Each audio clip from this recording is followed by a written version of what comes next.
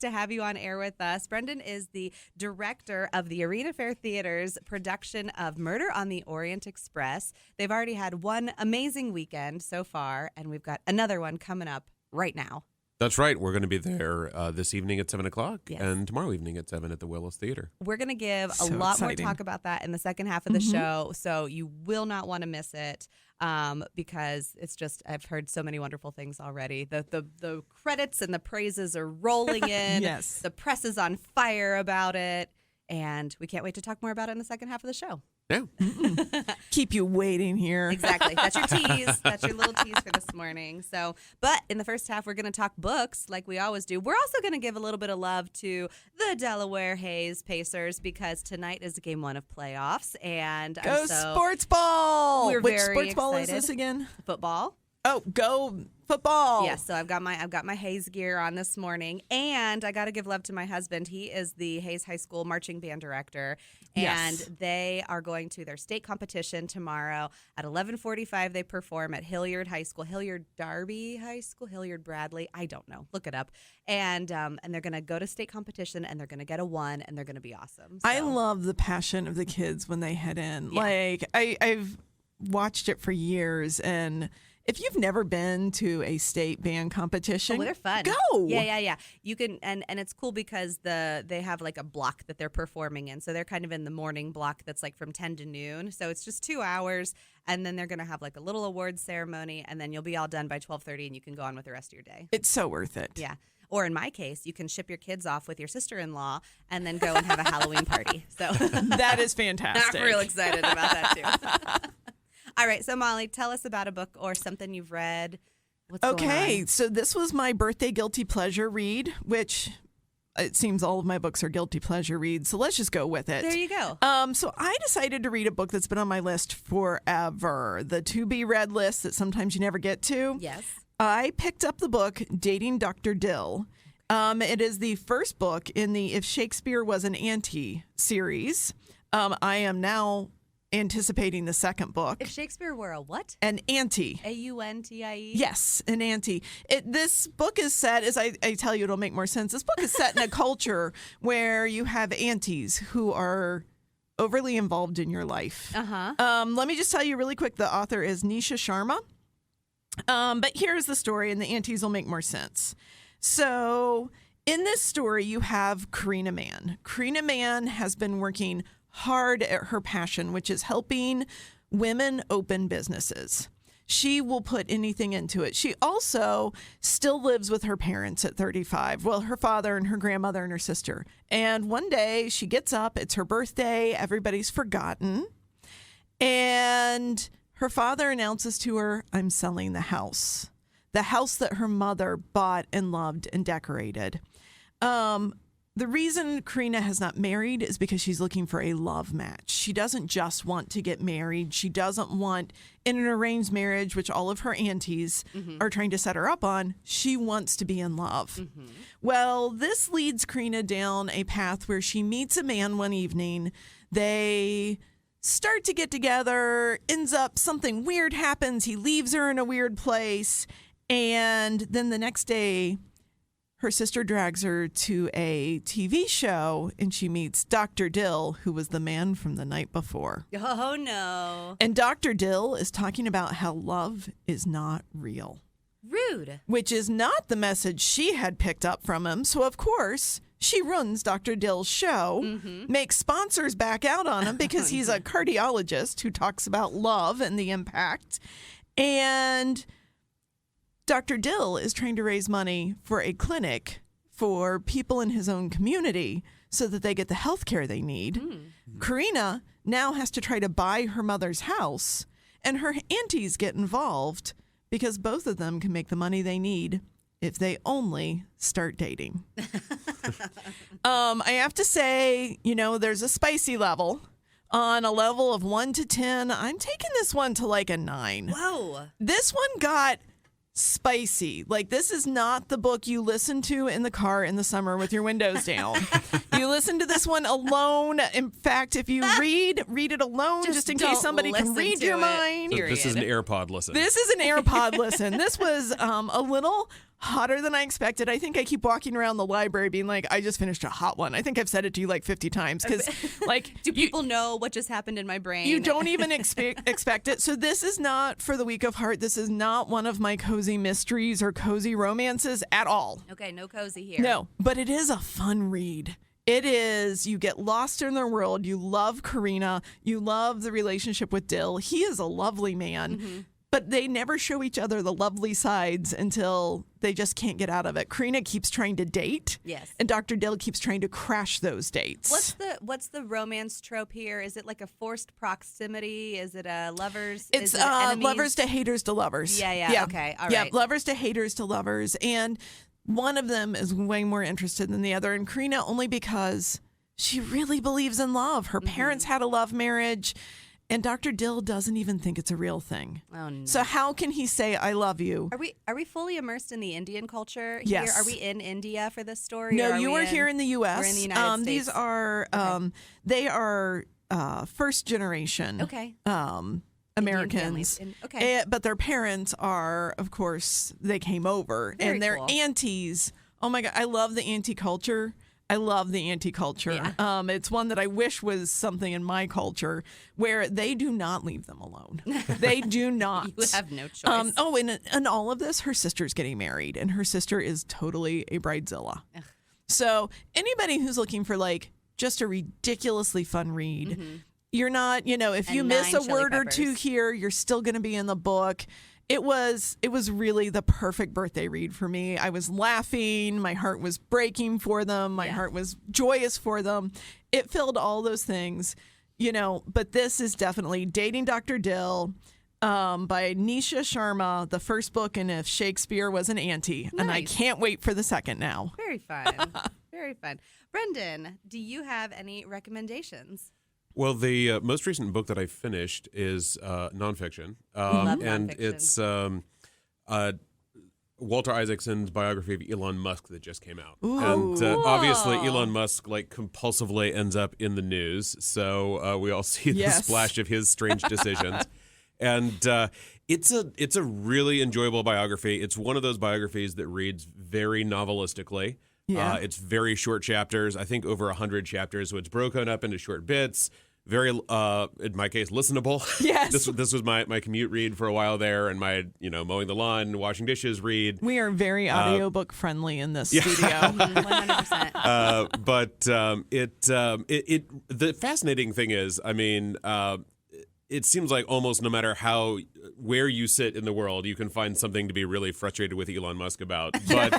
But it does, while recognizing all of the chaos that the guy creates and the toxic work environment that he tends to create, it also it was really interesting to me. Both I have relatives who are very much on the spectrum, and you get a strong sense of some of those elements of Musk's personality, which drive both his creative side and his destructive side. And you can see that, I think, in some of the relationships that I've had. You can see those elements coming up. And it was also really interesting to me as a business read, in that you can see that there are some very powerful insights that Musk has into the engineering process and the creative process of how you solve problems. And yet at the same time, this is mated with I read an interview recently where someone said he is not the smartest person in the world, but he's got to be just about the most focused person in the world. Like someone who will move into a closet in a factory and want. Why is it that everyone else is not working here 24/7? Yes. There's a point when he shows up on a launch pad for SpaceX on a Saturday night at 11 p.m. at night, and he wants to know, why are there only 3 people here? And he starts calling people up, Why are there not more people working? It's like, dude, normal people are not working at 11 p.m. on a Saturday night. What is wrong with you? Right. Unless you want humans to Mars in very near future. Yeah, exactly. Right. Why don't we all want that? Gage, I see that in your eyes there. Yeah. So it really was a fascinating and illuminating read. I came away from it appreciating a lot of things about his process and maybe understanding things more, while also getting more of a sense of just some of the complete chaos train situations he would kick off. It sounds like you really, no matter your opinion of him, it is a recommended read. Whether you go into it with dislike or like, would you say that if somebody isn't a big fan, would they go into this and then be disappointed by the end, or would you think they would still be appreciative of the biography? No, I think they would definitely be appreciative. And I mean, Walter Isaacson's previous, he's written a number of blockbuster biographies, but he also wrote the big biography of Steve Jobs. Oh, and I okay. think, again, similarly, someone who incredibly inspirational, has achieved amazing things, and could also just be a complete jerk to be around at times. Right. So yeah, it definitely, I think, has something for critics and absolutely something for fans as well. Oh, that's a great. I think that's a great recommendation. I have an irrational dislike of him because of the car Tesla. Because my daughter accidentally opened her door into a Tesla at one point, and it wiped out my insurance deductible for the year just because of a ding in a door of a Tesla. And I was like, I hate you. And it's completely irrational, but it's. Whereas I love complete eccentrics. Like, I would love to be a complete eccentric who, like, work for him for a year. Just think the stories you would get if you worked closely with him for a year. Yeah. It would be, party story fodder for the rest of your life. Not that I'm willing to go through the hardest year of my life just to have really good stories, but I am. I'm game. Yeah. Well, I was lucky enough. My book club was recognized that we had a very short amount of time to do our spooky read for this year. And so we voted upon a group of short stories written by Stephen King, and the grouping is called Night Shift. You can get the whole book together. You cannot get the whole book Night Shift as an audiobook, but you can get it into, if you get the Graveyard Shift, read by John Glover, that has portions of the Night Shift in it. And then there's another audiobook that you can get that has portions of the Night Shift in it. Oh, I love that, because then I count them as different books, and it makes my Goodreads move up faster. I was even thinking, I was like, oh, can I do this at like 3? Like, I get the Graveyard Shift and the Night Shift, but I was like, I feel like that's cheating a little bit. Fun, cool fact about the book, if you do get the physical copy of Stephen King's The Night Shift, it glows in the dark. What? Yeah. Mm-hmm. I have pajamas that glow in the dark. That tracks. I'm not really supposed to say that on air, am I? That tracks. So, just a little snippet. It does have King's traditional, spooky element. It doesn't. The ones that I've read so far don't get too deep into horror, but they do get into spooky. So I will say, for example, I just finished Night Surf. It was a 22-minute listen, so I just listened to it on my drive down here. And it's about a post-pandemic society where, pretty much 99% of the population is dead. There are 3 kind of friends who are traveling together, and what happens when they run into new people, and what happens whenever maybe one of their people might be coming down with something. So if you still have anxiety, this may not be the read for you. Don't read Night Surf within the Night Shift. There's another one that is called I Know What You Need. That one is about a woman in college, and she is having somebody who just kind of keeps meeting her needs, and she doesn't quite know how he knows. She's studying, and he walks up and bothers her, and she, kind of tries to ignore him, and he says, "But are you sure you don't want ice cream right now?" And she thinks, "Actually, I did want ice cream." So, just little kind of subtle things like that. I don't know how that could be a horror. I really wish somebody would do that. Just tell you I mean, what I you could need like all the some ice time. cream right now. Does this put this in the universe? Gage, ice cream? Ice cream.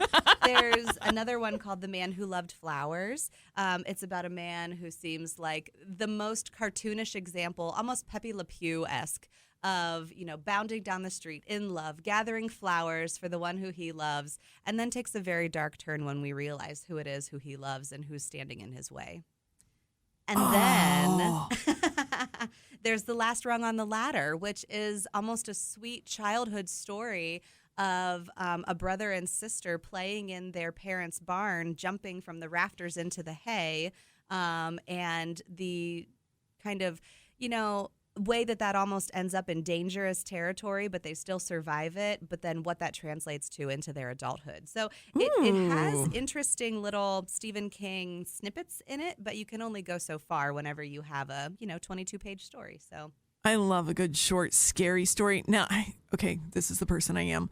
Those are my favorite things to get when I'm going to be in a cabin in the fall in the middle of the woods. Absolutely. And then you can't sleep all night. Yeah. These aren't, I am not the greatest horror reader or watcher, and these haven't like kept me up at night, but they've kind of just kept my brain like, ooh, that's interesting, you know. So it's very interesting. So this is Stephen King's Night Shift. With that, we are going to take a break, and on the other side of the break, we are going to talk about more spooky things, murder on the Orient Express with Brendan Hodge and Arena Fair Theater. So stay tuned. Welcome back. We are so happy to introduce you to our guest this morning. It is Brendan Hodge with Arena Fair Theater, and they are in the second weekend of their smash hit production, Murder on the Orient Express. We are so happy. And you might be wondering, well, why in the heck are we talking about a play on the off-the-shelf library show? Well, because it's based on a book. Exactly. Yes. Exactly. It's based on Murder on the Orient Express by Agatha Christie, who I had not realized this until I was researching Agatha Christie, getting ready for the play, but she still holds the title as the author who has sold more books than any other author in the world. Wow. Take that, James Patterson. So it's not J.K. Rowling. There's a different British woman who holds the title. Yes, and I bet if you take all of the spinoffs, all of the movies, all of the plays, all of the adaptations, I bet that really contributes to it. Yeah. Well, and she was incredibly prolific. I mean, during the 30s and 40s, she was putting out 1 to 2 novels every single year. Oh, my gosh. Now, that's somebody I would like to meet in their prime. Like, if you could go back in time, meet Agatha Christie and see what in the world was that life like that she was just coming up with this stuff. The brain of an author. What's next? What's I've next? got 7 things cooking right now. Yeah, exactly. So give us the synopsis. What is Murder on the Orient Express about? If somebody has not seen any of the movies or read any of the adaptations. So it centers on Agatha Christie's most famous detective, which is Hercule Poirot, who is a Belgian expat who lives in Britain and solves mysteries. And his focus is on kind of psychologically solving mysteries. He does process, he'll look at clues and try to figure things out scientifically, but his big focus is on understanding why people are doing what they're doing and putting together the psychology. And Poirot has just solved a mystery in the Middle East for the French army in Syria. And so he's going to take the Orient Express from Istanbul back to Paris and then on from Paris to the Channel, back to England. And the Orient Express was kind of the glamour train of Europe. It took you from the edge of Asia there in Istanbul to Paris, and it was an incredibly opulent train. It ran from the 1880s up until the 1960s, at which point it was decommissioned. And then it has, in the last 15 years, kind of been resuscitated, I discovered, as a luxury vacation. So they got hold of a bunch of the old 1930s, 1940s train cars. Life goals. And so you can take, I guess the most common trip that people take is between Venice and Paris. So that's a shorter, like 2-day trip. Lloyd LaBadie, if you are listening, please write this down. But they do still do the full Istanbul to Paris trip as well. It's 5 days, and you stop off for luxury dining and things like this. So if you've got 15,000 euros sitting around, that could be your next vacation. I'm gonna need to work on that, but I can work on that. Yeah. But so in the 30s, this was the fastest way to get from Istanbul to Paris, and so Poirot gets on the train. It is surprisingly full. The entire first class is full, so there are 12 people in this rail car, and then in the middle of the night, the train runs into a snowdrift while it's going through the Balkans, so it's stopped on the tracks. And then the next morning, they discover that one of the passengers has been murdered in his compartment with the door locked. So we have a detective on the train, Hooray! and Poirot is going to Goodness. figure out who killed this passenger. And so, of course, there's going to be a lively cast of characters. There are people from all sorts of different places, backgrounds, with lots of fun accents. And so tell us about how the story translates onto the stage.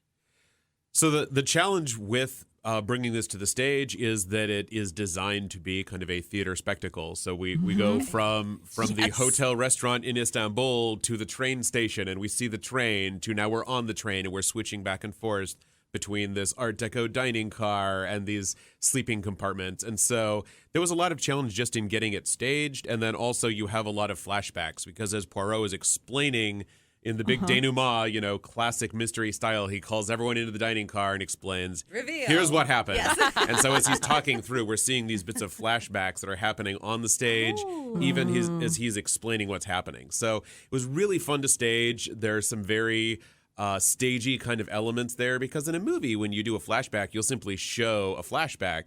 On stage, when you're doing that, you need to decide how is it that you're going to show that we're seeing something that's in the past, as opposed to something that's happening right here. Do we use light? Do we use actors? Yes. Do we use what sorts of theater tricks can we pull to do? So what fun! And costumes too. Yeah. Costumes. That is a fun time to play with 1930s. dress. In that Art Deco setting, you had me at Art Deco. Like, that's all you need to know, everybody. Just go to the play now. Exactly. So, yes, we're talking to Arena Fair Theater Director of Murder on the Orient Express, Brendan Hodge. The show, tell us about how people can see the show. Yes. So we're at the auditorium in the Willis Education Center. So it's right there at 74 West William Street. You can walk there from downtown. It's at 7 p.m. This evening, Friday, and also on Saturday. So you can either buy tickets online at arenafair.com, or you can just walk up and pay credit card or cash. Wonderful. $15 a ticket. And, you are making it's this a fun easy. Evening. Yes, absolutely. He said $15 a ticket and credit card or cash. Bring your fan if you're there tonight. Bring your sweater if you're there tomorrow. Oh, good. The theater. I don't know if I can take much more of this. Maybe bring both just in case the theater's temperatures can be finicky. Yeah, we do have in our beautiful vintage space, we have beautiful vintage climate control. Yes, you so. Yes. Oh, I love the vintage. It is To go with the costumes. You've got to Beautiful keep it real. and That's right. vintage indeed. What has been one of your favorite stories to share about the show? What's just something if we had one more parting word, like I'd want people to know this, or this was a fun story. Really, the most fun thing about this has been working with the cast. We've got our actor Mark Price plays a wonderful Poirot, and Poirot he's not the sort of detective you would envision. He's sort of a small balding fellow with a strong Belgian accent who stumps around stage thinking things through, and then he's in a comedy duo with his best friend, who's the director of the Wagenly line, the manager of the train. And who's this very florid Belgian who's excited about everything, and then just all these crazy characters who are on the train. So we've got this elderly Russian princess, this American divorcee who's this very loud, brash character, and a glamorous female Hungarian doctor. So all these different characters. It's a great, if you're going to lock 12 people in a train and then figure out who committed a murder, it's exactly who you'd want to be with. What age is this for? If somebody's thinking about, like, could I bring my 8-year-old to this? Where would you land with a good age span? My 6-year-old son has seen it and was kind of bored and climbing around a little bit. Yes. 6-year-olds tend to do in live theater. There is a little bit of language in the play, but nothing really over the top. And there are obviously there's a murder, there's a suicide that's seen in flashbacks. So there's some somewhat mature things, but it's nothing that I would feel concerned about bringing my kids to. So we could get to like a PG-13, but for the most part, anything's going to pretty much go over a little one's head anyway. Exactly. So I'm asking because I'm solo parenting tonight because, high school haze. So I'm like, maybe my girls would want to see that. Well, thank you so much, Brendan, for being our guest this morning. Yes. I think this sounds like a wonderful show. If you haven't seen it, go see it. If you have, go again. And we have one program coming up this week that I want to give a lot of love to. It is the upcoming, where did it go? Stuffed Animal Story Time. That was a me thing. Thank you. The Stuffed Animal Story Time is on Wednesday, November 1st at the Delaware Main Library. It kicks off at 6 o'clock. Come with your littles. Have them bring a second favorite stuffy. The stuffies are going to spend the night and get into shenanigans, and then you can pick them up again on Thursday. There are 2 pickup times on Thursday, one at 10:30 and one later in the evening at 6 o'clock. And then you'll be able to see what shenanigans your stuffy got into. So, and I want to give a little love. If you like the book talks that we do here on the air, we have the Ostrander Morning Book Club coming up. And it's a great place to sort of get in there and talk about books, learn about some things. So that one is going to be on Wednesday, day after Halloween, from 11 to 12. Yeah, and they're talking about, I think, the Killers of the Flower Moon, which is Or is it The Likeness? Oh, this is The Likeness by yeah. Tana French, And then I think. the next one is Killers of the Flower Moon. Yeah, my mom which just is coming finished out that in the again. I movie. should tell her to head. to 2 clubs and see if they both agree. Ooh, I like that. All right. Well, thank you for listening. Gage, thank you for being on the board this morning. Molly, thank you for co-hosting. Brendan, thank you for being our guest. And until next week, we will see you in the stacks.